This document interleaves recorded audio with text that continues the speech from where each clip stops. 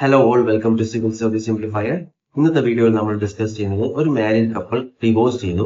അതിനുശേഷം മാതാവ് കുട്ടികളുടെ കസ്റ്റോഡിയന് വേണ്ടി ചോദിച്ചപ്പോൾ അത് ഫാമിലി കോടതി നിരസിച്ചു. അതിന് പറഞ്ഞ കാരണം കോടതി പറഞ്ഞിട്ടുള്ളത് അവരുടെ ഡ്രസ്സിങ് ശരിയല്ല എന്നാണ് കോടതി പറഞ്ഞിട്ടുള്ളത്. നമുക്ക് കേസിന്റെ ഡീറ്റെയിൽസിലേക്ക് പോവാം.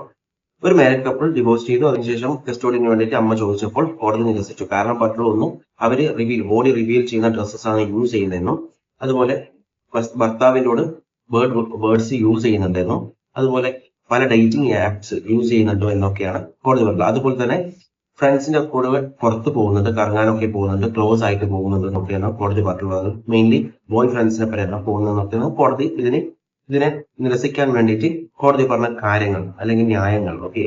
എന്നാൽ ഈ അമ്മ ഹൈക്കോടതിയിലേക്ക് പോവുകയും ഹൈക്കോടതി ഈ ഒരു ഉത്തരവ് ഫാമിലി കോടതിന്റെ ഉത്തരവ് ഒഴിവാക്കുകയും കോടതി പറഞ്ഞിട്ടുള്ളത് ഒരു കാരണവശാലും ഒരാളുടെ ഡ്രസ്സിംഗ് സെൻസ് വെച്ചിട്ട് ഒരാൾ അളക്കാൻ പറ്റില്ല. കാരണം ഡ്രസ്സിംഗ് സെൻസ് അയാളുടെ സെൽഫ് എക്സ്പ്രഷൻ ആണ്, അത് അയാളുടെ ചോയ്സ് ആണ്, അയാൾക്ക് എങ്ങനെ വേണമെങ്കിൽ ഡ്രസ്സിംഗ് ചെയ്യാം.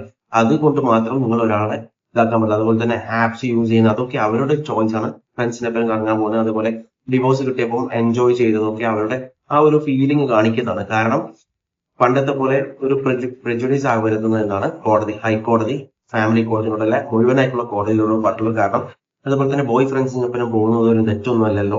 നിങ്ങൾ ജഡ്ജസ് ഒരിക്കലും മോറൽ പോലീസിങ് ആവാൻ പാടില്ല എന്നാണ് കോടതികളോട് പറഞ്ഞിട്ടുള്ളത്. ഓക്കെ, അതിനുശേഷം ഹൈക്കോടതി കുട്ടികളോട് സംസാരിക്കുകയും കസ്റ്റോഡിയൻഷിപ്പ് മദറിന് കൊടുക്കുകയും ചെയ്തു. അതുപോലെ തന്നെ ഫാദറിന് ഇടയ്ക്ക് ഫ്രീക്വന്റ്ലി വന്നിട്ട് കാണാനുള്ള ഒരു സൗകര്യം ചെയ്തു കൊടുക്കാനും പറഞ്ഞിട്ടുണ്ട്. ഓക്കെ, വീഡിയോ ഇഷ്ടപ്പെട്ടാൽ ലൈക്ക് ചെയ്യുക, നിങ്ങളുടെ അഭിപ്രായങ്ങൾ കോമെന്റ് ചെയ്യുക, ആൻഡ് ഇൻഫോർമേറ്റീവ് ആയി തോന്നിക്കഴിഞ്ഞാൽ മറ്റുള്ളവരിലേക്ക് ഷെയർ ചെയ്യാൻ ശ്രമിക്കുക.